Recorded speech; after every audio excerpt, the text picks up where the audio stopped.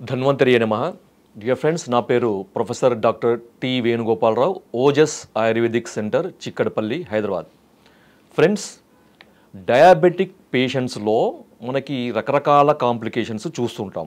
ఆ డయాబెటిస్ దీర్ఘకాలంగా ఉంటే ఈ కాంప్లికేషన్స్ యొక్క తీవ్రత కానీ కాంప్లికేషన్స్ యొక్క సంఖ్య కానీ పెరుగుతూ ఉంటుంది. అలాంటి కాంప్లికేషన్స్లో ఒకటి ఇది డిమెన్షియా అంటారనమాట. డయాబెటిక్ డిమెన్షియా అంటే ఇది మెమొరీకి సంబంధించిన ఒక ఇష్యూ అనమాట. దీంట్లో ఏమవుతుందంటే కాగ్నిటివ్ స్కిల్స్ తగ్గుతాయి. తర్వాత బిహేవియరల్ చేంజెస్, చిన్న చిన్న విషయాలు కూడా గుర్తు లేకపోవడము, తర్వాత కోపం ఎక్కువగా రావడము, చిరాకుగా ఉండడము, ఇలాంటి మనం రకరకాలుగా ఈ డిమెన్షియాలో మనము చూస్తుంటాము. తర్వాత సోషలైజేషన్ అంటే వాళ్ళు ఒక 10 మందిలో కలవడానికి వాళ్ళతో మాట్లాడడానికి ఇబ్బంది పడుతున్నారు. ఎందుకంటే పలానా వ్యక్తి కలిగినప్పుడు కొన్నిసార్లు వాళ్ళ మొహం గుర్తుండదు, లేదా వాళ్ళ పేరు కూడా గుర్తుండదు అనమాట. పేరు పెట్టి పిలవడానికి ఇబ్బంది పడి గుర్తురాక అది తప్పించుకోవడానికి వాళ్ళు ఈ సోషలైజేషన్ గ్యాదరింగ్లు కూడా వాళ్ళు అవాయిడ్ చేసే అవకాశం ఉంటుంది.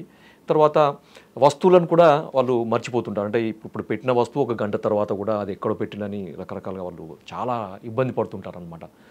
ఇలా మనకి ఈ డిమెన్షియా ఇంకా చాలా లక్షణాలు ఉంటాయి. అది మనకు దాని గురించి ఎక్కువగా వివరణ ఇవ్వట్లేదు నేను ఇక్కడ. అయితే ఇది ఎందుకు వస్తుందని ఒక 2 లైన్లు మనం మాట్లాడుకుందాం. దాని తర్వాత దీని ట్రీట్మెంట్ ఏంటో అని మనం చూద్దాం. సో ఇది రావడానికి కారణం ఏంటంటే ముఖ్యంగా మనకి బ్రెయిన్లో ఇన్సులిన్ రెసిస్టెన్స్ బ్రెయిన్లో వస్తే దాన్ని టైప్ 3 డయాబెటీస్ అని కూడా మనకి చెప్పారన్నమాట. డయాబెటీస్ వల్ల మనకి ఇన్సులిన్ రెసిస్టెన్స్, ఒకవేళ ఇన్సులిన్ రెసిస్టెన్స్ అనేది మనకి శరీరంలో ఉంటే టైప్ 2 డయాబెటీస్, దానికి అదనంగా మనకు బ్రెయిన్లో కూడా ఇన్సులిన్ రెసిస్టెన్స్ కనుక ఉంటే దాన్ని టైప్ 3 డయాబెటీస్ అని కొంతమంది ఈ మధ్య చెప్తున్నారు. అయితే ఇన్సులిన్ ఎందుకు అంటే మనకి ఈ బ్రెయిన్ యాక్టివిటీకి ఇన్సులిన్ అవసరం అనమాట. ఇన్సులిన్ యొక్క ఇంకొక మనకి ఉపయోగాలు కేవలం బ్లడ్ మనకి షుగర్ లెవెల్స్ని తగ్గించడమే కాకుండా మనకి బ్రెయిన్ యాక్టివిటీకి ఉపయోగపడడానికి కూడా ఇన్సులిన్ అవసరం ఉంటుందన్నమాట.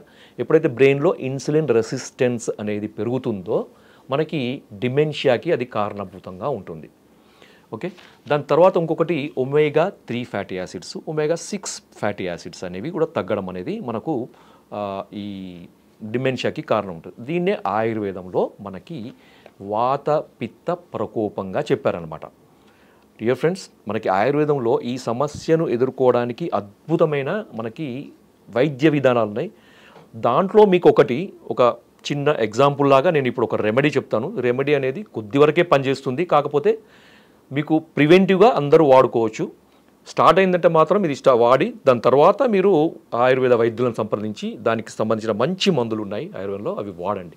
సో దీన్ని మనము ఘృతమరీచం అని అంటారనమాట. అంటే మీకు తెలవడానికి ఘీ పెప్పర్ అంటే ఏమని చెప్పారంటే ఆయుర్వేదంలో శుద్ధ గవ్యం ఘృతం తప్తం మరీచైర్వా కణాన్వితం రసాయనం సదాపేయం ఘృతపానం ప్రశస్యతే రూక్షక్షత విషార్తానం వాతపిత్త వికారినాం.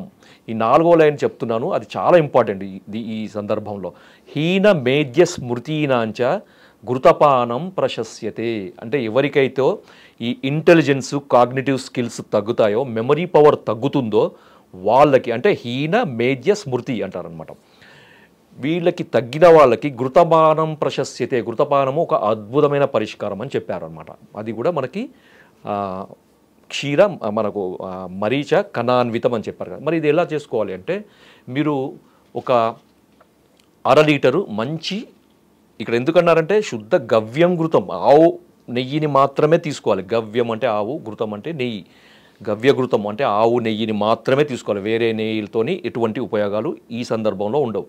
కాబట్టి మనకి డయాబెటిక్ డిమెన్షియాకు అవసరమైనది మనకి ఒరిజినల్ జెన్యూన్ ఆవు నెయ్యి ఒక 500 గ్రాములు తీసుకొని దాంట్లో మనకి శుద్ధమైన మిరియాలను, అవి ఎంత అంటే ఒక 100 గ్రాముల మిరియాలను దంచి మీరు గిన్నెలో వేసి, ఈ నెయ్యి గిన్నెలో వేసి దాంట్లో ఒక 100 గ్రాముల మిరియాలను దంచి దాంట్లో వేసి ఒక 15 నుంచి 20 నిమిషాలు సన్నటి మంట మీద మరిగించండి చాలు.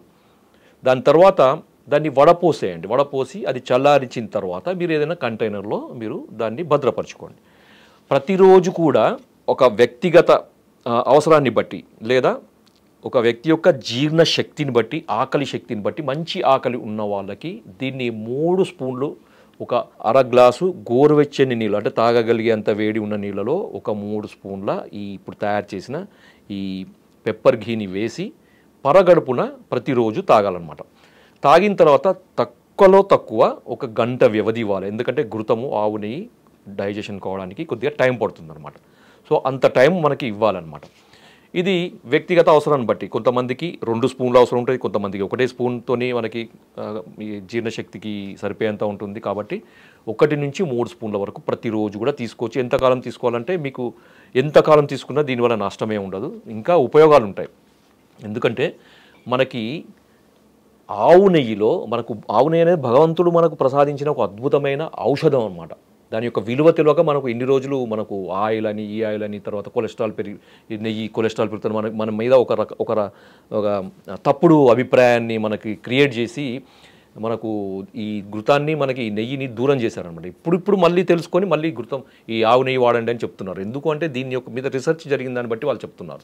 ఏమి అంటే ఈ నెయ్యిలో మనకి omega 6 fatty acids, omega 3 fatty acids ఉంటాయి. కాబట్టి ఇవి మెదడుకు బ్రెయిన్ యొక్క యాక్టివిటీకి, బ్రెయిన్ యొక్క నరిష్మెంట్కి అవసరము. అదే ఇప్పుడు ఎక్కడైతే మనకు ఇంతకుముందు చెప్పాం కదా, omega 6 fatty acids, omega 3 fatty acids తగ్గడం వల్ల ఈ డిమెన్షియా వస్తుంది అని.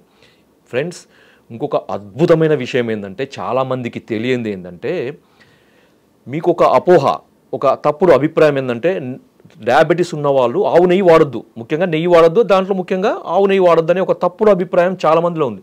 నిరభ్యంతరంగా వాడుకోండి. ఎందుకంటే టైప్ 2 డయాబెటీస్ రావడానికి ఒక కారణం ఏంటంటే ఇన్సులిన్ యొక్క రెసిస్టెన్స్, ఇన్సులిన్ పని చేయకపోవడము. ఇన్సులిన్ సరిగా ఉత్పత్తి అవుతుంది కానీ అది కణాలకు చేరకుండా ఉంటుంది. ఎందుకంటే ఇన్సులిన్ ప్రభావం అనేది అక్కడ ఉండదన్నమాట. ఎందుకంటే రెసిస్టెన్స్ వస్తుంది.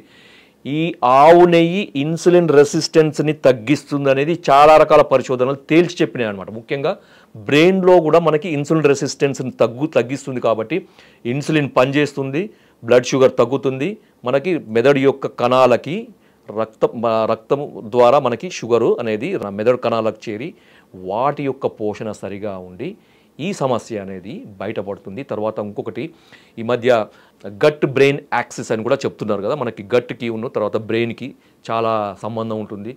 ఎందుకంటే మనకి గట్ అనేది కూడా సెకండ్ బ్రెయిన్ అని చెప్పారు. ఎందుకు అంటే మనకు బ్రెయిన్లో అయితే న్యూరల్ నెట్వర్క్ ఎంతైతే మనకు ఉంటుందో అంతే న్యూరల్ నెట్వర్క్ అనేది మనకి కోలంలో పొట్టలో ఉంటుందని మనకి చెప్పారు. ఇది ఆయుర్వేదంలో మనకి ఎప్పుడో చెప్పారు. అపాన స్థానము మనకి పంచవిధ వాతాలలో అపాన వాతం అనేది ఒకటి. దీనివల్ల మనకి ఈ అపాన స్థానంలో ఉండే అన్ని అవయవాలకి నర్వ్స్ సప్లై కండక్షన్ ఉంటుంది.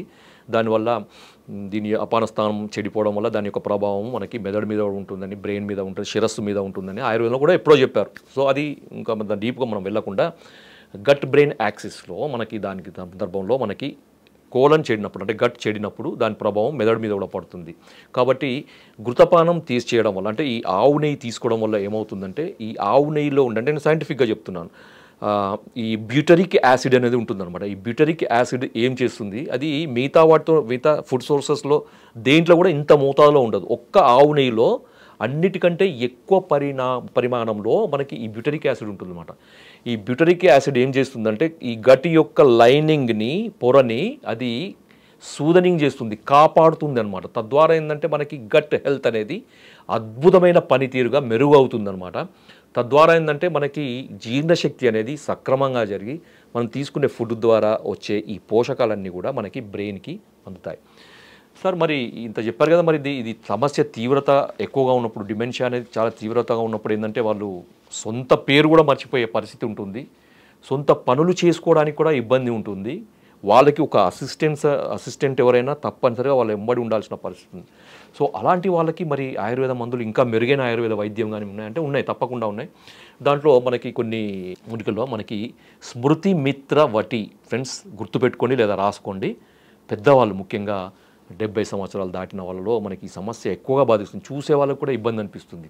బాధపడే వాళ్ళకే కాదు, అనుభవించే వాళ్ళకి కాదు, చూసే వాళ్ళకు కూడా, తర్వాత వాళ్ళకి సేవ చేయాల్సిన భార్యలు కానీ పిల్లలు కానీ వాళ్ళందరికీ కూడా ఒక రకమైన ఇబ్బంది అనమాట.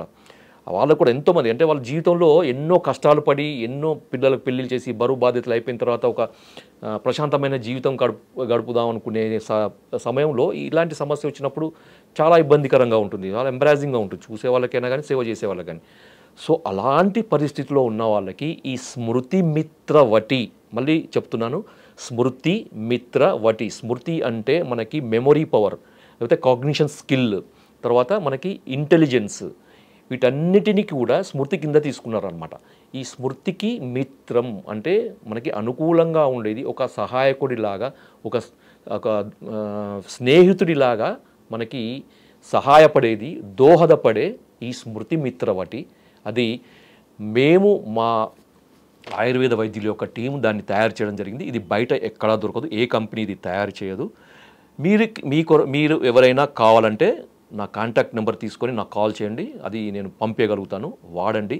పెద్దవాళ్ళకి, ముఖ్యంగా వయసు మీరిన వాళ్ళకి ఇది ఒక అద్భుతమైన వరప్రసాదం అనుకోవచ్చు. కాబట్టి మిత్రులారా, ఇంకా కూడా చాలా మెడిసిన్స్, ట్రీట్మెంట్స్ ఉన్నాయి. దాన్ని మీరు వైద్యులను సంప్రదించండి, లేదా ఓజస్ ఆయుర్వేదిక్ సెంటర్ వచ్చి నాకు అపాయింట్మెంట్ తీసుకొని వచ్చి కలవండి. మీ ఈ సమస్యకి మనకు శాశ్వత పరిష్కారం ఉంది. మన పెద్దవాళ్ళని ఈ సమస్య నుంచి దూరం చేయవచ్చు, వాళ్ళకి అనుకూలంగా ఉండే విధంగా ఈ సమస్యని మనకు పరిష్కారం చేయవచ్చు. జై ఆయుర్వేద.